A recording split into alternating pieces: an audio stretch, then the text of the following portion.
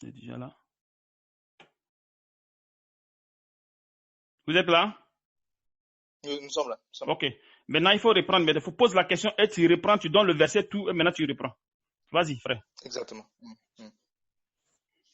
Ok, comme je venais de le dire, par rapport à notre dernière conversation, j'ai une question qui m'est revenue en tête concernant les paraboles des talents. Donc, j'aimerais que nous puissions relire ça et puis en parler encore davantage. Amen. Donc, c'est le livre de Matthieu, chapitre 25. On commence par 30 jusqu'au 14 jusqu'au 30. Je lis. De 14 jusqu'à 30. Il sera Amen. comme... Exactement. Il sera comme un homme qui, partant pour un voyage, appela ses serviteurs et leur remit ses biens. Il donna 5 talents à l'un d'eux, deux à l'autre, et un au troisième, chacun selon sa capacité.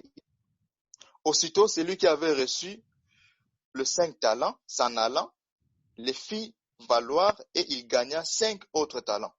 De même, celui qui avait reçu les 2 talents en gagnant 2 autres. Celui qui n'en avait reçu qu'un talent, allant faire un creux dans la terre et cacha l'argent de son maître. Longtemps après, le maître et ses serviteurs revinrent et leur fit rendre compte. Celui qui avait reçu le 5 talents s'approcha en apportant 5 autres talents. Et il dit, Seigneur, tu m'as remis 5 talents, voici, j'en ai gagné 5 autres. Son maître lui dit, c'est bien, bon et fidèle serviteur, tu as été fidèle en peu de choses, je te confierai beaucoup. Entre dans la joie de ton maître. Celui qui avait reçu les 2 talents s'approcha aussi et il dit, Seigneur, tu m'as remis 2 talents, voici j'en ai gagné 2 autres. Son maître lui dit, c'est bien, bon et fidèle serviteur, tu as été fidèle en peu de choses, je te confierai beaucoup, entre dans la joie de ton maître. C'est lui qui n'avait reçu qu'un talent s'approcha ensuite et il dit, Seigneur, je savais que tu es un homme dur, qui moissonne où tu n'as pas sémé, qui amasse où tu n'as pas vanné. J'ai eu peur et je suis allé cacher ton talent dans la terre. Voici, prends ce qui est à toi.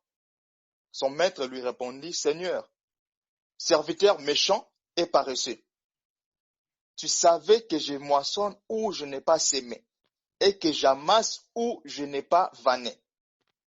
Il te fallait donc remettre mon argent au banquier et à mon retour, j'aurais retiré ce qui est à moi avec intérêt. Ôtez-lui donc les talents et donnez-les à celui qui a les 10 talents. Car on donnera à celui qui a... Allô? Allô? Et il sera dans l'abondance. Et les serviteurs inutiles, jetez-les dans les ténèbres, dit dehors, où il y aura de pleurs et de grincements de dents. Allô? Oui, il y avait le frère André qui n'était pas connecté, je pense. Mais Oui, ça je suis là maintenant. Il doit être là maintenant. Ah, ok. Ok. Vas-y. Donc je viens de finir la lecture du 14 jusqu'au 30. Maintenant, je voulais d'abord essayer de dire un peu ma petite compréhension. Mais attends, allons doucement d'abord. Avant de commencer ce chapitre. Exactement. Voilà, avant de commencer ce chapitre. Quel est au fait le thème? Parce qu'il faudrait qu'il y ait un thème. On ne peut pas aborder la parole de Dieu comme ça. On doit savoir sur quoi on se base pour lire ce texte.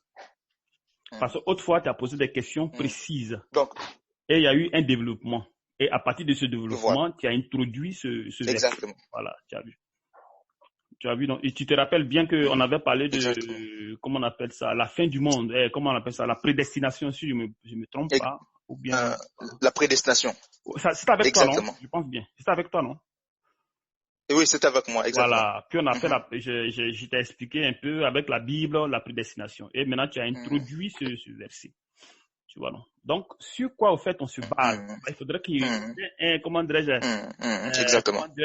comment on appelle ça, un thème. Parce que la Bible, on ne peut pas balancer les versets et vouloir en même temps commencer. Non. Parce que autrefois, moi, Exactement. on a fait un enseignement sur la prédestination.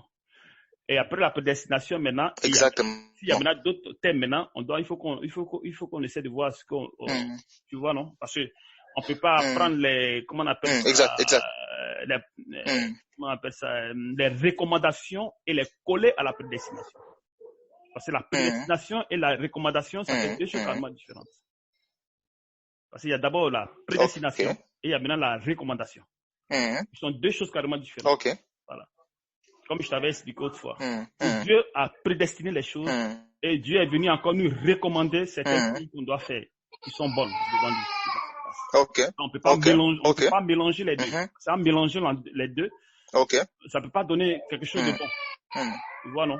Donc, ce sont des choses qu'il faut séparer pour qu'on sache au fait où on va. Exact. Donc, ce truc-là, au fait, quel est au fait ton problème au fait? Parce que l'autre fois, moi, j'avais dit que la prédestination, Dieu a prédestiné le monde. Et je t'ai amené des versets. Et voilà. Et maintenant, toi, tu m'as fait sortir ce truc en disant que le Seigneur a donné des talents. Exact. Sur quoi au fait? Parce que moi, je vais savoir quelque chose. Voilà. Donc, est-ce que tu peux m'expliquer un peu pour que j'ai au moins une idée de ce que tu veux avancer? Voilà. Si ton frère aussi est là, s'il comprend quelque chose, il avance aussi son idée, on va voir ce qu'on peut faire, quoi. Exactement. Voilà. Donc, pour essayer un peu de parler comme... Parce que ça, c'était lié à la prédestination. Alors, selon la prédestination, qu'est-ce que tu penses de ce verset? Parce que c'est là le problème. Voilà. Donc, par rapport à la prédestination, donc c'est que Dieu a déjà prédit. On voit la destinée. La destinée d'une personne. Or, on peut aussi dire que la prophétie, c'est aussi une destinée parce que la prophétie s'accomplit. Amen. Maintenant, par rapport à l'histoire des paraboles de talents, j'aime la chose que vous venez de dire. Il y a deux choses, la prédestination et la recommandation. J'aime ça, c'est vraiment une très bonne chose. Maintenant, par rapport à l'histoire des talents, parce que quand on parle de la prédestination, la prédestination c'est-à-dire, commence d'abord même avant que nous naissions. Amen. Maintenant, quand on vient maintenant dans le monde, on vit à tant d'êtres humains sur la terre, il y a une finalité. La finalité qui est de l'accomplissement de la parole de Dieu. C'est que Dieu voulait faire avec Adam et Ève au début dans le jardin d'Éden. Que nous puissions, nous aussi, à notre tour, nous puissions maintenant vivre cela. Amen. Maintenant, cela m'a poussé à venir encore pour insister un peu sur les paraboles de talent, pour que nous puissions discuter, pour que je sache si c'est vrai et je suis dans le droit chemin ou soit il y a des erreurs là-dessus. Mais le problème, c'est quoi? Peut-être que tu n'as pas saisi. Autrefois, on a eu à parler de la prédestination. Comment Dieu a prédestiné les choses. Exact. Voilà. Comment Dieu a prédestiné les choses. Comment il a fait. Parce qu'il a dit que je veille à ma parole afin qu'elle s'accomplisse. C'est ce qu'il dit. Et pourtant que sa parole, c'est elle qui a fait toutes ces choses. Exact. Donc tout ce que nous faisons est sa parole. Alors tout ce qui est sorti de ta bouche, c'est ce qui s'accomplit. Voilà. Et la Bible même dit que l'homme a beaucoup de pensées. Mais c'est le dessein arrêté de Dieu qui s'accomplit. Amen. C'est ce que la Bible dit. Donc, c'est-à-dire que moi, je peux penser quelque chose, on peut me promettre quelque chose, mais c'est le dessein de Dieu qui s'accomplit. C'est pourquoi nous marchons directement vers les prophéties. Parce que les prophéties sont des plans. Si soit Dieu prédit quelque chose, il prophétise quelque chose en disant que en 2030, il y aura une guerre. Mais la guerre qu'il y aura, il faudrait qu'il y ait un plan. La guerre ne peut pas elle seule venir comme ça. Il faudrait qu'il y ait des hommes, il faudrait qu'il y ait, comment dirais-je, des militaires, il faudrait qu'il y ait des armes, il faudrait que tous ces gens de trucs, il faudrait qu'il y ait un problème aussi. Le problème, la cause. Voilà la cause. Donc tout ça là, c'est un plan. Donc, toutefois que Dieu prédit quelque chose, c'est que tout est déjà préparé. Parce que Dieu, lui, avant même qu'il ne cause un truc, il y a déjà la solution. C'est pas comme nous les hommes. Exact. Toute chose, il a déjà la solution de toute chose. Il a déjà la solution de toute chose.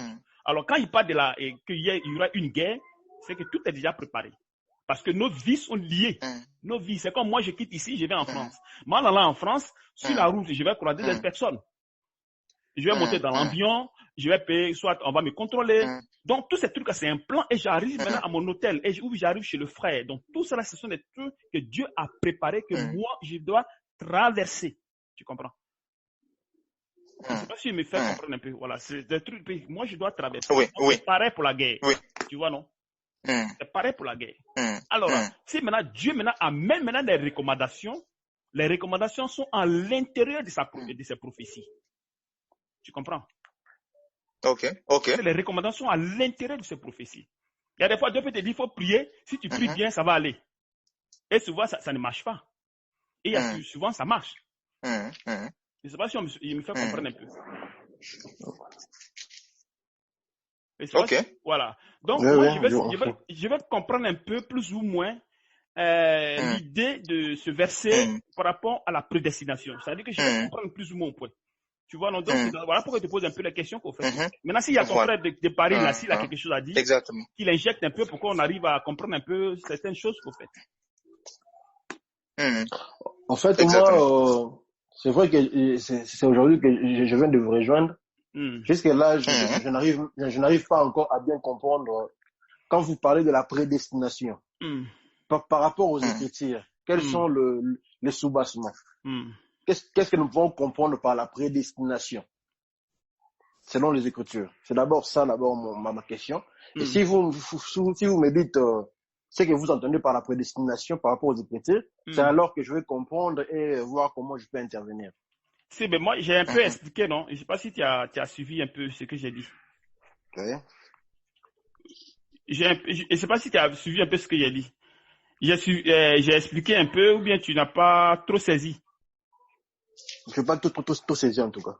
Bon, j'avais donné un exemple, tu avais dit que tu avais dit Amen, je pense bien.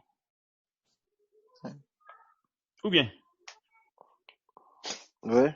Mais maintenant, si tu as dit Amen, là, sur quoi tu as dit Amen? Parce qu'on ne dit pas Amen parce qu'il faut dire Amen. Vous avez parlé de quoi? Il y a quelque chose que j'ai trouvé exact, j'ai dit Amen. Je vais parler un peu de... Quand vous parlez de la prédestination. Bon, mon frère, comment il s'appelle? Richard. Voilà. Voilà, on avait parlé autrefois, on a parlé de la prédestination. Maintenant, toi, qu'est-ce que tu avais compris à l'intérieur de ce qu'on avait dit? Afin que le frère aussi soit aussi dans, comment dirais-je, sur le chemin. Voilà.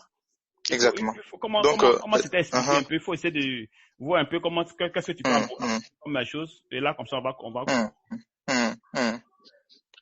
Par rapport à ce qu'on avait vu la fois passée, en parlant de la prédestination, c'est-à-dire, dans la prédestination, on peut dire, c'est vie. Et le plan là maintenant a commencé avant même que nous puissions naître. Si on voit avec Jérémie, comment est-ce que Dieu a parlé à Jérémie? Avant que tu sois né, avant que tu sois formé dans le ventre de ta mère, déjà construit. Tu t'avais déjà établi. Prophète. Amen. Donc c'est-à-dire dans la prédestination, ce sont comment dirais-je?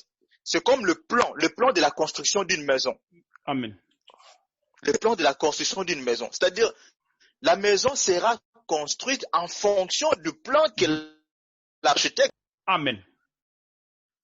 De ce que nous, maintenant, présentement, là, physiquement, ça a été gravé bien. Amen. Donc, c'est des... problème de connexion. En fonction. Problème de connexion, hein. En fonction, nous sommes en train. Allô? Putain de merde. Problème de connexion ici. Seigneur. Seigneur. On va lire quelques versets. Je vais faire voir au frère. Frère, Tu es là? Oui, je suis là, oui. Voilà, tu as ta Bible, non? Il faut prendre Ésaïe 46, verset 10. On va essayer de lire quelque chose. Ésaïe 46, 10. Ok.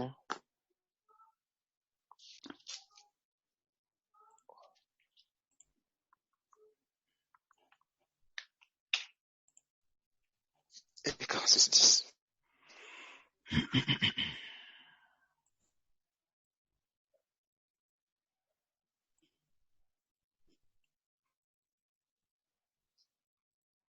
Oui. Tu es là, mon frère? Oui, je suis là. Ok. Donc, vas-y, il faut lire un peu. On va essayer de comprendre que c'est quelque chose ici. Oui, je lis au nom de Jésus. Amen. J'annonce dès le commencement ce qui doit arriver, et longtemps d'avance ce qui n'est pas encore accompli. J'ai dit, arrêt subsistant. Mes arrêts. Ou bien, tu as quelle version là-bas? J'ai lu second. Mes arrêts susciteront et j'exaucerai toute ma volonté. Amen. Amen. Oui, vas-y, frère. Vas-y, frère. Je continue. Oui, oui. C'est moi qui appelle à l'Orient un oiseau de proie, d'une terre lointaine un homme pour accomplir mes desseins. Je l'ai dit et je les réaliserai. Je l'ai conçu et je l'exécuterai. Amen. Écoutez-moi. Amen. Maintenant, il faut lire maintenant Ésaïe, dans même Ésaïe, 37, 26. 37, 26. Oui, 37, 26, oui. Un instant.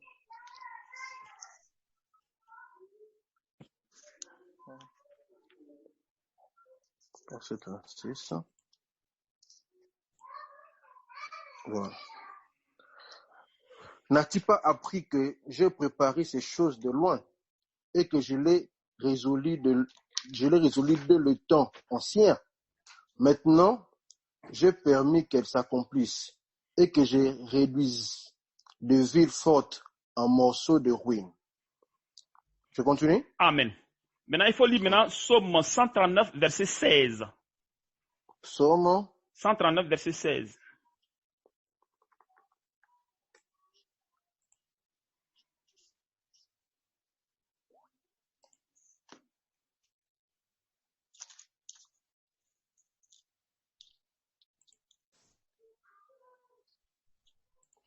Quand je n'étais qu'une masse informe, tes yeux me voyaient, et sur ton livre était tout inscrit le jour qui m'était destiné, avant qu'aucun n'existât. Amen. Amen. Voilà les 3 versets qui sont là. Et maintenant, comme tu avais dit qu'il fallait qu'on t'explique un peu, que tu aies au moins une idée. Voilà. Oui. Donc, voilà, c'est en fonction de ces versets-là et le développement a été fait. Il y en a plein de versets. Si on les donne ici, bon, on ne pourra pas finir ce qu'on veut faire. Donc, plus ou moins, il te donne au moins une idée de la chose.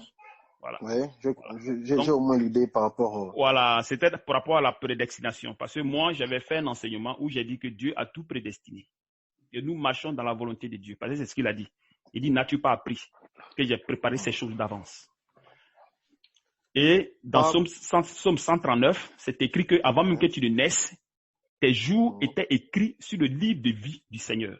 Avant même que tu ne descendes sur terre. Avant même que ta mère et ton père ne soient et ne même pas encore ensemble. Avant que tu ne sois le sperme.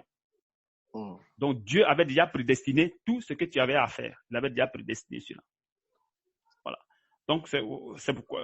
Donc, c'est dans ce sens maintenant, le frère a posé la question, il veut savoir au fait. Tu vois, non? Donc oui. Voilà un peu le problème qui est là. Donc, il faut essayer d'apporter ce que tu peux apporter comme chose, puis on voit ce qu'on peut faire. Si tu n'as pas encore compris, ou bien s'il y a quelque chose qui ne fonctionne pas, bon, tu essaies de voir.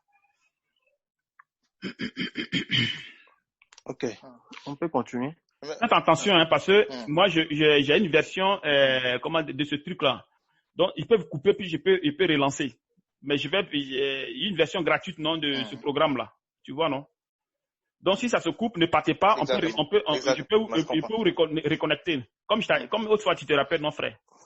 Exactement. Voilà. Okay. Donc, ne partez pas. Si ça se coupe, ne partez pas. Restez là. Donc, voilà un peu le problème qu'elle a. Maintenant, le frère, il a dit, OK, mais il a un souci. Son souci, c'est que Dieu parle des talents. Ce que moi, je comprends dans son truc, hein, il ne sait pas si c'est ce qu'il pense aussi, selon moi. Mais ce que moi, je vois dans la chose, comme Dieu a donné les talents, chez lui, en donnant les talents, chacun doit faire maintenant selon lui ses compétences. Et maintenant, venir vers le servir, leur patron, pour leur dire, ah, patron, voilà ce que j'ai fait, voilà ce que j'ai fait, voilà ce que j'ai fait. Si c'est maintenant, soit une prédestination, pourquoi maintenant, eux, ils vont maintenant faire selon ce que eux, ils peuvent. Bon, moi, c'est comme j'ai compris. Maintenant, il ne sait pas comment le frère a compris cela. Si c'est pas ce qu'il a compris, Richard qui nous explique. Je ne sais pas si c'est... je vais essayer... C'est ce que vous avez dit, c'est ça? Je vais essayer aussi d'apporter ma petite contribution. Amen. D'abord,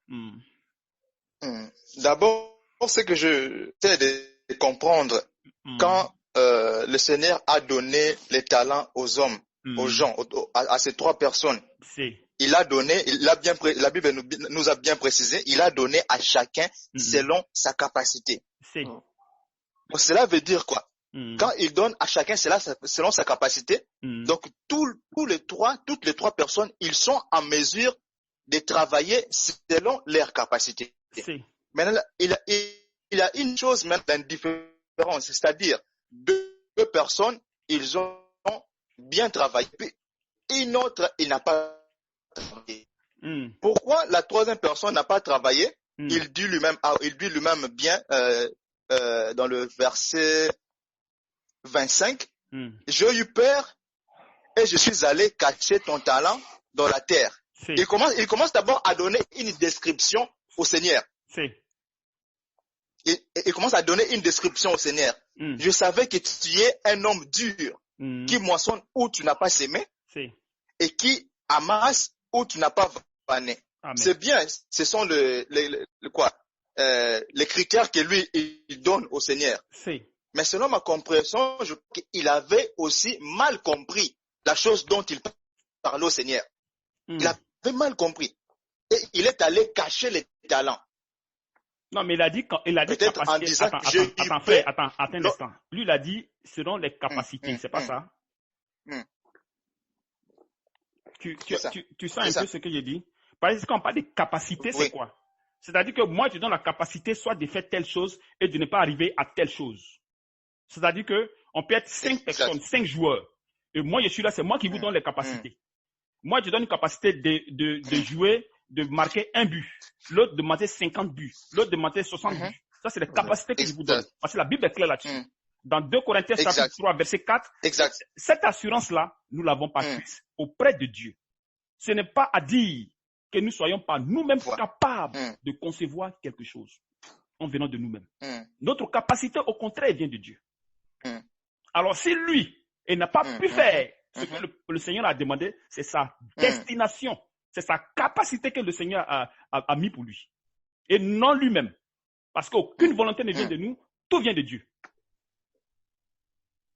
Je ne sais pas si je me fais comprendre un peu. Maintenant, je voulais dire une chose. Je voulais dire une chose. Que ce que vous dites est bien. Le Seigneur a encore traité cette personne un mauvais tout en lui punissant. Si, mais mon frère, attends, je vais te dire une chose. Attends. Parce que tu sais le problème c'est quoi? Tu sais la Bible, il ne faut pas raisonner avec la Bible. Parce que quand tu injectes ta pensée, ça devient un problème. C'est ça qui crée des problèmes même dans les églises actuellement. Parce que les gens prennent les pensées pour injecter dans la parole de Dieu. Et ça devient un problème. Parce qu'on dit que non, pourquoi alors pourquoi le Seigneur fait ça, puis pourquoi c'est lui qui condamne? Mais comment dirais-je, comment on appelle ça? Pour sauver les êtres humains. Est-ce que Dieu est venu pour sauver tout le monde? Normalement, c'était ça le but, hein? Non, attends. Est-ce que Dieu est venu pour sauver tout le monde? C'est ça le but, normalement. Il est venu pour sauver l'humanité. Nulle part dans la Bible, ce n'est écrit. Dieu n'a pas dit qu'il vient sauver tout le monde. Parce qu'il faut bien lire la Bible. Il ne faut pas lire la Bible selon la lettre. Il faut lire selon les révélations de la parole de Dieu. Parce qu'il y a 2 sens. Il y a le sens de la lettre, la compréhension de la lettre, comme un roman. Et il y a maintenant la révélation. Voilà pourquoi l'évangélisation et l'enseignement sont deux choses carrément différentes. Ce n'est pas la même chose. On peut évangéliser en disant que venez à Jésus, venez tant, mais quand tu viens, tu trouves qu'on ne peut pas venir à Jésus, on ne peut pas donner sa vie à Jésus. Donc il y a deux choses. Alors pourquoi maintenant Dieu n'a pas laissé maintenant tout un chacun avoir un choix personnel pour être sauvé ou bien pour aller en enfer? Pourquoi Dieu n'a pas fait? C'est ça aussi là où le bas blesse. Hein, tu dis? Oui. C'est ça là où le bas blesse. À mon point de vue, quand le Seigneur est venu dans le monde, il est venu d'abord pour nous apporter la bonne nouvelle. Il est venu pour nous sauver. Mais quant à nous, ceux qui vont maintenant faire le choix de suivre le chemin du Seigneur, c'est eux qui seront sauvés. Si, mais est-ce qu'il y a un choix à faire qui font le choix attends, frère, allons doucement. Il faudrait qu'on soit dans la parole. Il ne faudrait pas qu'on raisonne avec la Bible. Parce que si on raisonne, on ne peut pas s'en sortir. On ne peut pas s'en sortir, ça je te le dis. Il faudrait qu'on soit dans la parole. Est-ce que le Seigneur Jésus-Christ est venu pour sauver tout le monde? Ça, c'est la question qu'il faut se poser. Est-ce que Jésus est venu pour sauver tout le monde? Il y a qui? Il n'y a pas quelqu'un. Alors, on dirait que le frère n'est pas là, il est parti. Non, moi je suis là. Richard. Non, Richard est parti. On dirait que Richard a eu un problème. Apparemment. Oui, on dirait qu'il a eu un problème. Parce que la connexion aussi n'est pas stable. Oui, frère, c'est toi qui posais la question tout à l'heure. C'est toi?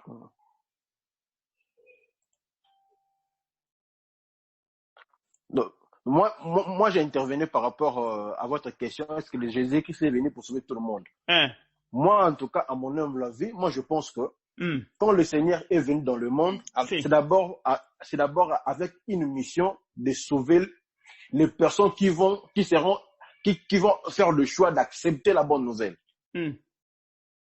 Donc, c'est un choix que nous devons faire. Mais est-ce qu'une personne, c'est-à-dire que, parce que c'est ça, il faut essayer d'amener les versets parce qu'il ne faudrait pas qu'on essaie de raisonner avec la Bible, mon frère. C'est ce que je dis et je ne fais que répéter. Parce que si nous raisonnons avec la Bible, ça devient un problème. Il faudra qu'on fasse attention. Parce que la Bible, il y a des révélations dans la Bible. Et il y a des écritures qu'on lit et qui n'ont pas le sens de ce qu'on lit. Il faudra qu'on fasse attention. Parce qu'en faisant cela, nous, on va se contredire nous-mêmes en disant que la Bible se contredit. Pourtant, la Bible ne se contredit pas. Exactement. La Bible ne se contredit pas. Mais seulement que c'est notre manière de voir, comprendre qui nous compromet nous-mêmes. Sinon, la Bible ne se contredit pas. Parce qu'il y a beaucoup qui nous disent que la Bible se contredit parce qu'ils ne comprennent pas au moins les révélations.